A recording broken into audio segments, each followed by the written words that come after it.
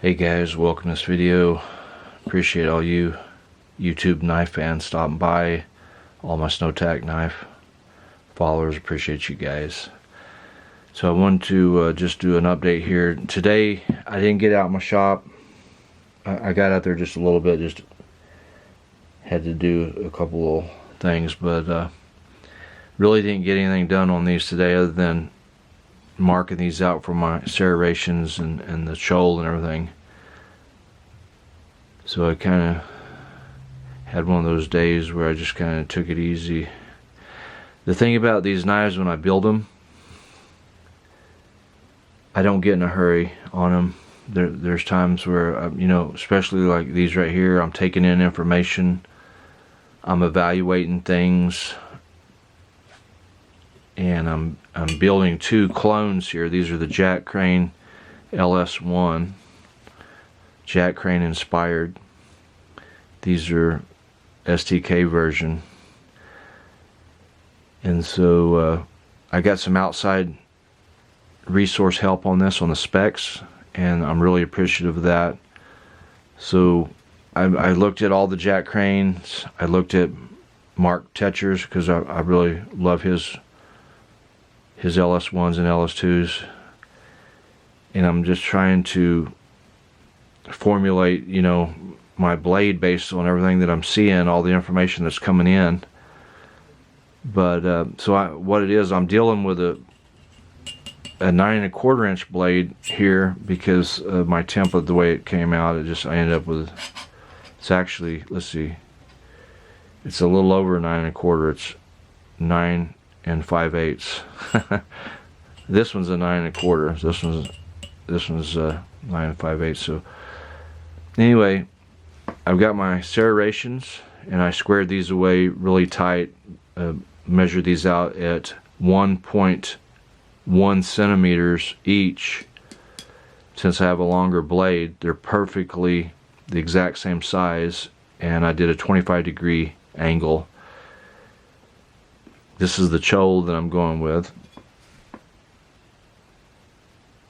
and you can see right here I've got to take off this lower portion of the tang. That's going to give me 3/4 inch tang. That's going to raise everything up. It's going to make everything nice here for the choll to be real close to what I need.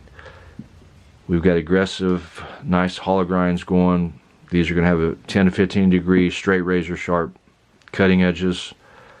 Of course, everybody knows that the Jack Crain LS1 and LS2 are combat clip point hollow handle survival knives, featured in the Arnold Schwarzenegger Commando movie, and the famous fighting scenes, and just all through that movie, just really cool. So this one is just a clone, and this is 5160 spring steel, 6.8 millimeter blade stock. They're coming along really nicely. In the morning, I was going to jump on them real hard today, but it's just one of those days. My left leg was bothering me. I've got some issues with my left leg some days, and I was just like, I just need to take the day off. I'll jump back on them in the morning. But I went ahead and got the serrations ready to go, the cholls ready to cut out, and there's just a little bit of final stuff on my primary grinds that I got to do. And then I'm still contemplating whether or not I want to taper the sides of these serrations over. I don't know. There's something that I keep wanting to do it, but then something's pulling me back. I'm like, to me, honestly, if I, taper the sides over and do them like the original Jack Crain, it's going to look like more of like what his original, but I need to have functionality, and not saying that his don't have functionality. It's just when you have this all these serrations, and it's not tapered, you get better notching. And so these are going to be 25 degree. The towers at the top will be angled slightly, and I'm actually even thinking about doing the modern counter sawback serrations on here like I do on our STK Alpha Tracker, and I've did that on the last two M24 soldiers as well. It really makes it grabby. It's going to just notch like a mofo. I know it will. So once I raise the tang up here, you can see where I've got the Sharpie line. This gives me 3/4. This is going to be more in line with the original Jack Crain specs coming up, where I had already cut these templates out right here before I got the information where the tang needs to be centered, you know, with the ricasso. So it's going to be real close, but I got a little bit more here on the top than I'm going to end up on the bottom there. But I'm removing some. That's going to give me the 3/4.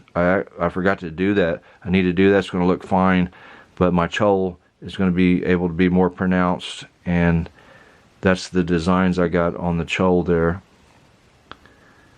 And also, just so you know, I don't know if you noticed, but this lines directly up. It's going to line exactly directly up with that first serration tower on the insert there.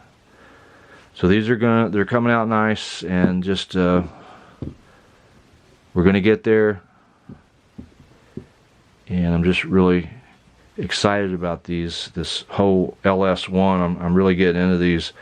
I'm going to end up doing either 1 or 2 LS2s. Probably just do one, because I want it for my collection. One of these are going to be mine. And actually they'll both be mine, and unless somebody wants one, but it's not important. What's important is getting a good quality job, getting a nice piece, and that's it. It's not, to me, you know, it's not, I'm not sitting here, it's not about me selling anything, guys. It's really not. I do this with a passion. If I happen to sell 1 or 2 along the way, you know, that's good too. You know, no problems there, particularly when I make plenty. I got 3 M24s ready to go. I'm waiting on hollow handle tubes to come back in stock. So that's where we're at on the LS1s here, and you see I got the 2 titanium, there's going to be 2 titanium pins in here. These are over 2.5 inch tangs, 6.8 millimeter, 3/4 inches wide, locked out with 5,000 psi. We're now using actual steel particles mixed in with the epoxy. So there's steel particles mixed in with epoxy. We got the mechanical hold of 2 titanium pins. It's going to take up half of that tang tube. It's a little bit less than half, because those tubes are so long. There's still going to be plenty of room in those tubes for survival items. These are just going to be just a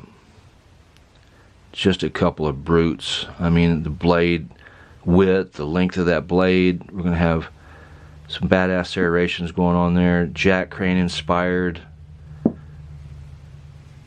Can't wait to hold and index these bad boys. It's just getting exciting, man.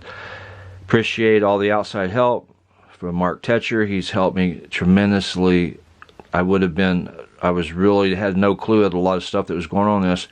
He really did me a solid. So I really appreciate that. I'm just going to throw this back there. And you guys, I appreciate you guys stopping by, and I'll catch you guys on the next one.